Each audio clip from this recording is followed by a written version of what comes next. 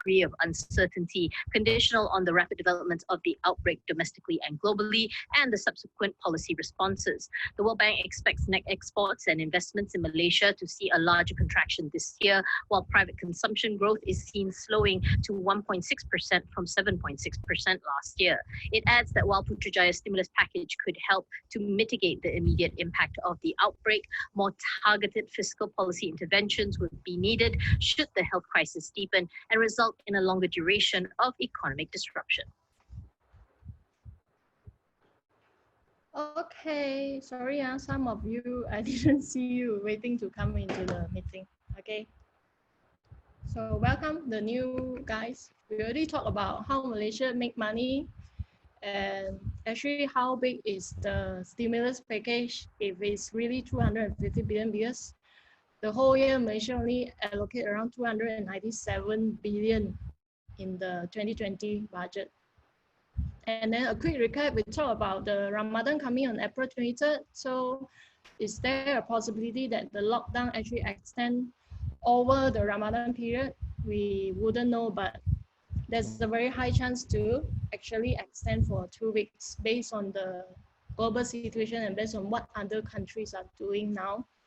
And based on the sole fact that mid of April, around the 2nd or 3rd week is the peak of the cycle for coronavirus in Malaysia. Okay, so meaning a lot of cases will come out mid of April in Malaysia.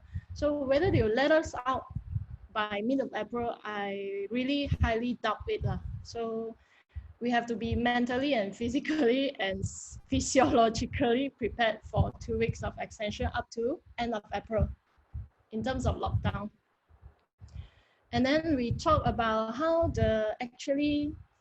this is the breakdown of our nation's income, and this is the estimate for 2020. Okay, half of it come from income tax. Okay, income tax, and inside the income tax there are basically 2 types. One is from the businesses, one is from the individual. Okay, half of our nation's income come from income tax. So imagine if people getting retrenched, unemployment actually rise. So and then business, obviously, if you close down for 1 or 2 months, and then the whole supply chain is disrupted everywhere around the world, you can imagine profits will come in very scant. Okay, so they won't be able to actually file for, the tax amount from the businesses will be significantly reduced. Not to mention the individual one, because if the business is down, individual as workers sure going down together. Okay, and then the petroleum side, we have the oil plant happening right now at the moment. We'll go into the oil chart later to see how big is the impact. And then 20% of our nation's income come from petroleum tax. Okay, petroleum profits. Petronas sell to other countries, those things exports. Okay, so 1/5 of our nation's income come from there. And imagine the petrol price, the crude oil price actually down so much. So you can imagine 20% cut to half maybe.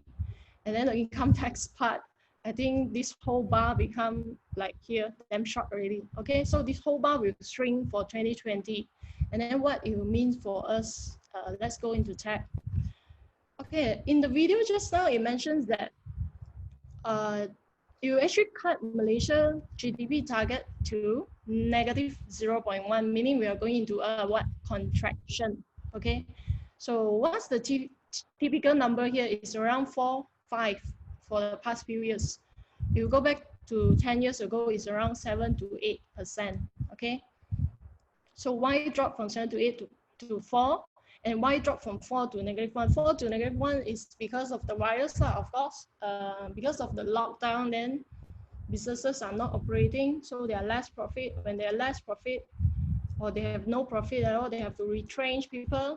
So when the people are retrenched, they become unemployed. So if you're unemployed, you won't go and spend and drink the overpriced coffee and tea and everything already.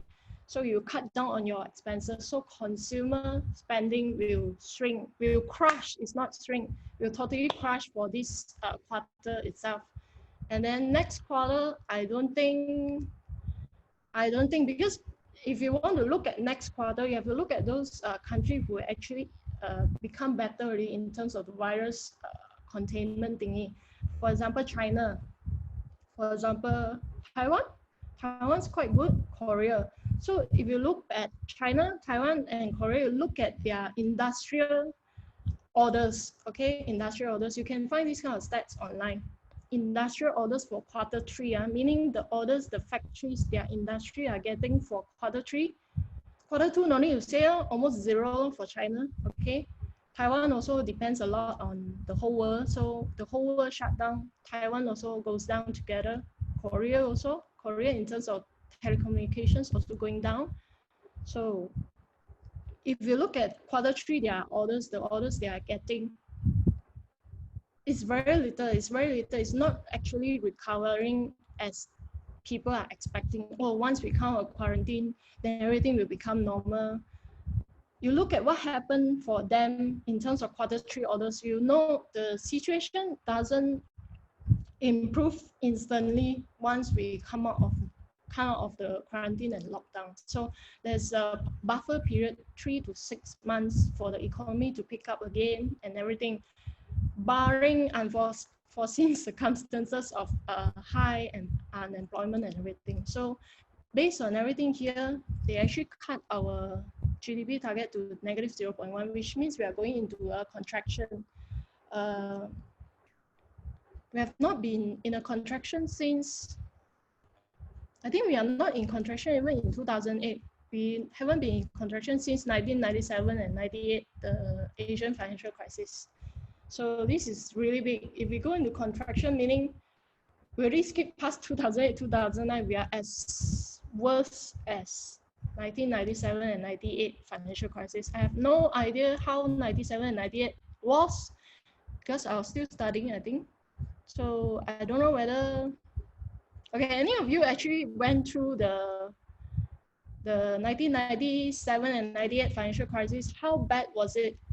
You can share your experience. Wait, what's happening?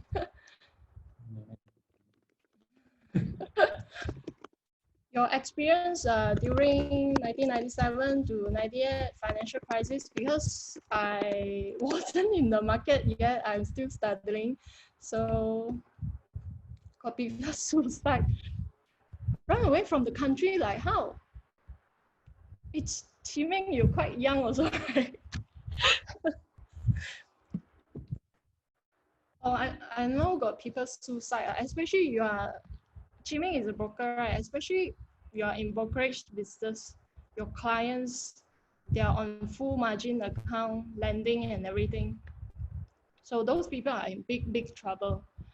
So in terms of the GDP target that they mentioned, we are going into contraction. So this just estimate, they still don't know how it will come out in the end, because it's about the virus. You can't like tell the virus to stop, right? So you have to follow the virus. If the virus continue, the pandemic continues, then it will be worse than negative 0.1. In fact, I think Bank Negara mentioned negative 0.2, and then it becomes negative 0.1 because of the stimulus itself. So we'll go into the stimulus later. I don't think the stimulus package is enough as of now. Oh, your dad was a broker also. Yeah, I heard all the stories in the market. That time you can still short the KLCI stocks, and then most like 80 to 90% of the people are on margin stocks account. And I don't know how's the margin rate, 50%, 100% or what. So they totally lost it. They totally lost it and lost more than they have because they are on margin.